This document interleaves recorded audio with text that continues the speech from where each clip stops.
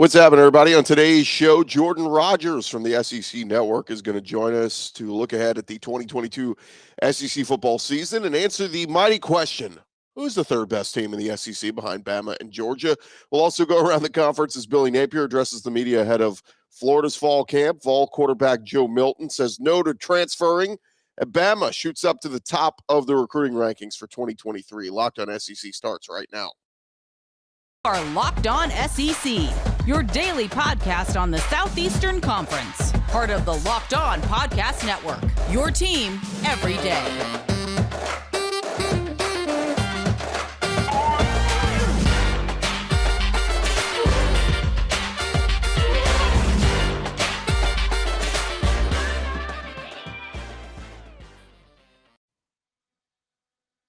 And what is happening, everybody? Welcome back to Locked On SEC. It's great to have you guys along. I'm Chris Gordy. Thanks for making Locked On SEC your first listen every day. Remember, Locked On SEC is free and available on all platforms, including YouTube and at LockedOnSEC.com. Let's jump into it. Let's go around the conference. Boots out to the right. Intercepted. Makes the handoff. What a catch. Around the conference. And we start at Florida as head coach Billy Napier talked with reporters on Tuesday ahead of the start of fall camp and said the Gators have a lot of roles that need to be figured out, as it's going to be a lot of highly competitive battles throughout fall camp. Expectations for the quarterback, Anthony Richardson. Billy Napier said, look, part of a job for a player like Anthony, or really any player, don't let the noise affect your process. Anthony's focus is on the work, and that is where it should be. Napier went on to say, we want to develop a tough-minded team. We have to build mental toughness throughout training camp. This is the first time for us in Florida, and we have really high expectations. Now, his offensive coordinator, Rob Sale, also talking with the media as they prepare their game plan for their opener against Utah in a couple of weeks. Sale said, talking on his offensive philosophy, said, we want to be able to dictate our style of play. We want to be able to run the ball, play action. We want to be able to create different tempos, put pressure on the defense. We want them to play the width of the field and the length of the field. We got to throw it more, we'll throw it more. If we need to run it more, we'll run it more. Expect Florida to be maybe a little bit more balanced under Billy Napier. He likes to run the football. Dan Mullen didn't. So it'll be interesting to see what Florida looks like in a couple weeks in their opener against the Utes. Meanwhile, over at Tennessee, they continue the start of their fall camp, and backup quarterback Joe Milton still pushing Hendon Hooker every day in Knoxville, and the two quarterbacks working hand in hand. If you missed our interview a few weeks ago with Hendon Hooker, he talked about his relationship with Joe Milton. But Milton met with the media this week and was asked if he considered transferring again after coming in from Michigan a year ago. Milton told the Knoxville News-Sentinel, for what? No reason to transfer. I'm having fun. I'm learning something new every day, and I'm enjoying life. Milton has 2 years of eligibility remaining, so really, if you think about it, this will be Hendon Hooker's last year. He'll go off to the NFL after this year, and Joe Milton can compete for that starting job next season if he hangs around. So we will see what happens with Joe Milton. But he said, I wouldn't say I lost the starting job. In life, you face a lot of adversity. You want to kind of find your way through tough things in life. Was some reports that the coaches have been working on him and his accuracy and kind of taking a little zip off the ball. If you remember last year, Joe Milton threw a lot of balls, just had too much zip on it, sailing it over guys. Put a little bit more touch. Joe Milton can be a really good quarterback down the road for the Vols. Meanwhile, Alabama, they just continue to crush it in recruiting. Ty Lockwood flipped from Ohio State to Alabama on Tuesday. He's a big four-star tight end recruit. And that helped push Alabama up to the number one spot in the 24/7 Sports Composite rankings. Now, keep in mind, these things are in flux and always changing, so Bama could slide out of that spot at any moment. But Lockwood, he had been committed to Ohio State for about a year. He becomes the 18th commitment for this Alabama class. Just the 11th highest ranked recruit, though, in the class is Lockwood. Alabama has four recruits, four five-star recruits, and just 2 3-stars. The top classes as of now in 24/7 Sports are Alabama, Notre Dame, Georgia, Ohio State, and Texas. And, of course, a lot of things can change. They have a big-time running back in Justice Hayes. There's 4-star lineman in Olaus Allanen. And then some other big names in the running back, Richard Young, who just committed recently, the DBs, Caleb Downs, Tony Mitchell, Jaleel Hurley, and, of course, the quarterbacks, Dylan Lonergan and Eli Holstein. So Tide have some really, really good players in this class, and they're just going to keep adding on to it. Quick note over at Kentucky, Bo Allen, their former quarterback, announced he is transferring to Tarleton State. He is enrolled. He will begin practice this week. He was one of ESPN's top 20 quarterbacks in the class of 2020. Just didn't work out at Kentucky, but he's heading to Tarleton State. Meanwhile, Kentucky basketball, they hosted an open practice with an intra-squad scrimmage on Tuesday night. They also had a telethon to raise money for those affected by the flooding in eastern Kentucky. The team announced Tuesday that they had raised the goal of $1.2 million and were surpassing that. So it'll be interesting to see what they ultimately end up with. But head coach John Calipari made some announcements throughout the night. First thing he announced, the blue and white game is going to be hosted in eastern Kentucky. That's coming from Kentucky Sports Radio. So going to go take it on the road to put on a show for those folks that have suffered a lot of trauma here in recent weeks. But another big announcement coming out Tuesday night was Kentucky is going to launch a home-and-home series against Gonzaga starting this season. Kentucky will travel to Spokane this season, and Gonzaga will return to Rupp Arena in 2023. This will be the second all-time matchup, with Kentucky winning the first one 80-72. Wildcats and Bulldogs, both preseason top 5 teams, according to CBS. Gonzaga ranking number 1 and Kentucky number 4. And by the way, John Calipari, he's a lunatic with his scheduling. I mean, the toughest non-conference slate in the country. They're going to play Michigan State and Gonzaga in November. They're going to play Michigan and UCLA in December, as well as Louisville and Kansas in January.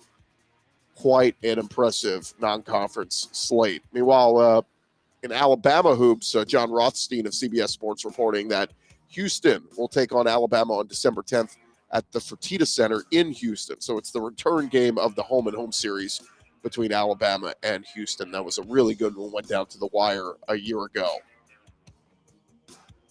Meanwhile, in a quick baseball note, the Vols getting some good news as Tennessee right-hander and veteran reliever Camden Sewell announced he is returning for a 5th and final season on Rocky Top, taking advantage of the COVID eligibility rules, returning for a 5th year. Been a solid four-year reliever for the Vols.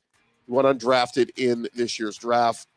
Through 50 innings, 42 strikeouts last year for the Vols with an ERA of 2.52. By the way, the Vols will return 3 of their 4 weekend starters from last year: Chase Dollander, Chase Burns, and Drew Beam. So things to get excited about for the Tennessee baseball team heading into next season.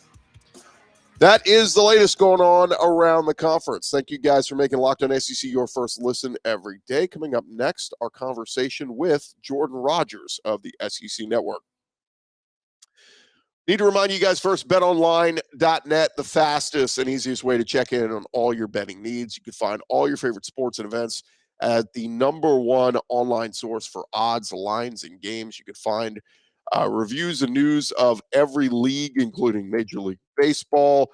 A lot of odds changing with that, with the trade deadline having come and gone just now. But they got everything up there, from the Belmont Stakes, UFC preview, future PGA Championship odds, and, of course, tons of different college sports stuff up there as well, including, you got Heisman odds, you've got college championship odds, who's going to make the playoff, all that kind of stuff. And, of course, over-under win totals throughout the SEC, which is what we've talked about in recent weeks. Head on over to betonline.net, bookmark it in your phone or on your laptop.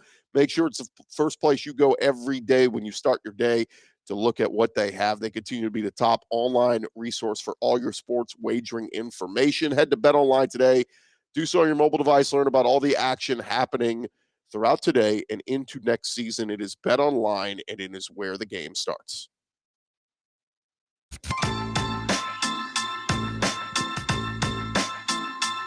Rolling along here from SEC Media Days and catching up with some folks from the SEC Network and different ESPN personalities and all that. And The one and only Jordan Rodgers joins us now from the SEC Network. I'll start here. How was your offseason? I know you were very busy. Nothing happened. No, just after 6 years of being engaged, finally got married. COVID threw a wrench in our plans in 2020, but finally got married. They went on a little honeymoon, traveled to Europe for the first time ever. Tell you what, everyone wants to get in shape for their wedding. And I got in shape for my wedding. I was like, man, I'm going to get best shape ever, because as an athlete, you kind of get that competitive goal again, right? Right. Let me tell you, the pizza, the pasta, and the gelato will break down those walls quicker than anything. I tell you what, it took me 5 months to feel like I was back in shape, and then it took me about 2 weeks in Italy to realize.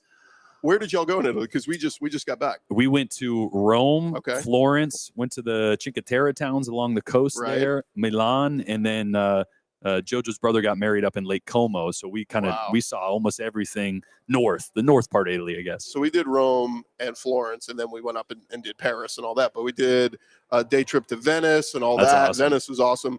But, Rome was cool with, the history and all that. But the food in Florence Unreal. was unbelievable. I'm a big history guy, so I loved the history Old in Rome. churches and paintings but and all walking around Florence is unbelievable. I mean, the streets you can barely fit a car down the street, so there's hardly any vehicle traffic. These skinny streets, restaurants, culture, walking around, everything's like in a 10-block radius right there. I mean, it was just, I ate so much food. Yeah. I came home, I'm like, I'm not going to eat for 2 weeks. I don't need to. We went to an Italian restaurant last week, and I just made faces the whole time. Like, this is not the same. What is this? This is not the same. But you're right. Like, every night after dinner was like, gelato. I literally, for 2 weeks, we were out there for 2 weeks. I had pizza and gelato every single day, at least once. Most days it was gelato twice and pizza once, but it was just, boy, I tell you what, I can't say no to carbs. Did you That's do the museums and all that? Yeah, we did. Yeah, I loved it. It's crazy seeing this piece of art. It's like 900 years old. Crazy. Like, what is this? This guy painted this on a piece of wood 700 years ago. I'm like, what? I mean, I love that stuff. I follow you for your on Twitter for your football takes. But, man, my timeline was just bombarded with Entertainment Tonight and Extra and tabloids and all that stuff. So I appreciate your football takes, but I'm ready to put all the tabloid stuff behind us. Yeah, it comes with going on a reality TV show. It's a different world. I like the football world much better. Yeah, it's like different. It's like a whole different world of fans. Like, there are people who like you for football stuff. Yes. And then there's all these other people like you for the reality stuff. 100%. Yeah. The funniest thing is when I see like a gentleman in his 30s or 40s come up, I got to get a picture. I'm like, football fan or no, my wife. My wife watches it, so it's always funny kind of sorting through. What do you know me from? Yeah, that's too funny. What to you is the biggest storyline coming into the SEC this season? I really think it's just the competition, or really who's number 3 in the SEC. I think very easily Alabama and Georgia are 1 and 2. And I think there's a chasm between the next. But you could literally name 8 other teams, and I'm going to tell you, you're not wrong. You have a great argument. I mean, who knows what Arkansas is going to be? Arkansas, I think, has the least amount of question marks in the West, but their schedule's brutal. Yeah. They also lost their best receiver, and they lost a bunch on the D-line. So I don't know what's going to happen there. LSU and Brian Kelly, they have a ton of talent. Who's going to play quarterback? It's Miles Brennan. Come on. I know. We're delaying the inevitable. But I will say, what happens when that offensive line doesn't come together quite like it should? Yeah. Do they need somebody that can make some plays with their legs? So, I mean, But what's Brian Kelly's specialty? It's O-line. 100%. So we'll see. It's going to take some time, but they hit the portal. But you're right. Like, I've interviewed people all week long. Who's the third best team in the SEC? Oh, it's A&M. Oh, it's Arkansas. Oh, it's Kentucky. Oh, it's Tennessee. I mean, it's literally fill in the blank. And no one's wrong. You know what's interesting about A&M is I think they do have a ton of talent. I'm not sold that it's Max Johnson's job, right? I think there's still a lot of question marks about Haynes King. We haven't seen enough of a body of work. But my biggest reservation when I look at them, and really for the last 3 or 4 years, is they have not had a bona fide number 1 outside receiver. I'm going to tell you why I'm specifying it like that, because I think Anaya Smith is one of the most dangerous weapons in the SEC. Love his game. But when you're an offensive coordinator and you have to scheme to get a guy the ball, which is great. I mean, in one hand, that's awesome. You should have a list of 15 plays to get Anaya Smith the ball or A-Chain the ball in some way or the other. But at some point, a pro-style system, as Jimbo runs, you need a guy on the outside that no matter what can win a matchup. Like Mike Evans. 100%. Where's the Mike Evans? And when you don't have that guy, too many times you're caught in the rat wheel of calling plays to scheme. And when that one player is covered, your options after that are not as good as a play that's just designed to be successful against no matter what the defense throws at you, which is what the pro style system and Jimbo's offense is built off of. So that's one question mark I have. They have a ton of talent. I mean, again, they could easily upset Alabama. They could easily be the second best team in the West, but also who knows when the quarterback position is a question mark, and there's a few other question marks as well. You put on a smile for the camera, but let's be honest. You hate Cole Kubelik's guts, right? Absolutely. The guy is just I mean, for one, he knows nothing about offensive line play. He likes to think he does. I mean, he's the prettiest offensive lineman that there ever was. I mean, offensive linemen are supposed to be boys, right? I mean, just can sit back, crack a beer. I mean, Cole Kubelik has more shoes than anybody I know, me included. You, him, Tom Hart, like how much time do y'all spend more time with amongst you three than your actual like families? Yes. It's our we call it our fall family because it is. I mean, we spend so many hours together, whether it's just Zoom calls on the phone, texting, and then, 3-4 days every week when we're traveling. So it's a great crew. I'm blessed to be able to work with them. I believe we're tied for the longest tenured crew in college football, period. All three of us, sideline and the booth, have not been together. No one's been together longer. I think Joel Klatt's group maybe is tied with us as well. Okay. So it's blessing to be with two guys that are mediocre for so long. Yeah, I was going to say, Tom Hart, he does a lot. Well, they make me look good, right? I mean, right. I mean, what's the word? Jack of all trades, master of none. That's Tom Hart. He just does he calls every sport, but, not really great at any of them. He just does a lot. We're joking, by the way. Those guys are great. A little bit of sarcasm. Yeah. How often commentating on a football game do you get, and maybe this is after the fact on social media, Twitter, wherever, but how often do you hear claims of having bias towards a certain team? Because it feels like this is part of the profession, right? It so isn't. The best part about after a game is getting on social media and the amount of fans that'll say, you can't stand Kentucky, that was so biased. And then the South Carolina fans are, I can't believe how much you love Kentucky. All you were talking about is Kentucky. It's like, you know what? And that's where you did a good job. That's what's amazing about sports is you see it through your own lens. Yeah. And that's why everybody has a different experience. Everybody loves it for a different reason. But what I love is, I can never be right. And I'm not trying to be right. You know what I mean? As an announcer, every time I watch a football game, I'm saying what that guy said was wrong. It is what it is. But I just hope to provide a little bit of insight, a little bit of knowledge, or at times just explain the why. Yeah. I know I'm not always right. But if I know why a play worked or how a play worked, and I can show you that on a replay, like that's the job I want to do. But you can never make everybody happy. And the referees try to do a good job, but then it's like, why aren't you calling that out? That ref is being biased. He hates Auburn. He hates Arkansas. 100%. But that's why we love sports, because every aspect of it can fire you up, and every aspect of it can just make you full of joy. So he is the great Jordan Rodgers. Catch him in the booth again this year and doing radio shows and doing everything else that you do as part of the SEC Network coverage. Jordan, thanks for the time, man. Yeah, really appreciate it. All right, we'll be back more right after this.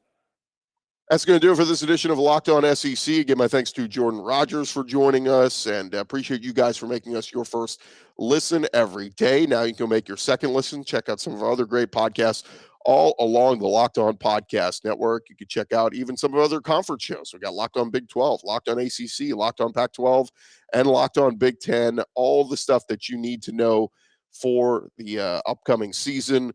Checking around at all the other conferences and seeing what those other schools and conferences have going on. None of them have going what we have in the SEC, of course. Thank you guys again for listening to Locked On SEC. We're back to 5 days a week, so make sure you're subscribing and checking out our video versions on YouTube.